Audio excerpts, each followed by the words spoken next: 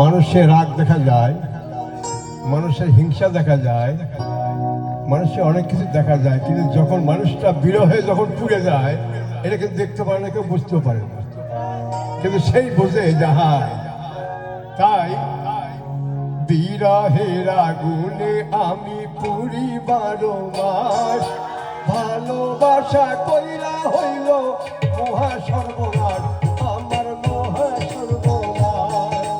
বিরহের আগুনে আমি পুরি 12 মাস, ভালোবাসা কইরা হইল মহা সর্বনাশ, আমার মহা সর্বনাশ।